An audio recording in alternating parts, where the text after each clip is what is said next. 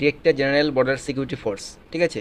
Short advertisement for recruitment of various post of group B and C in paramedical staff, SMT workshop, veterinary staff, inspector, librarian in BSF 2024 অর্থাৎ 2024, ঠিক আছে।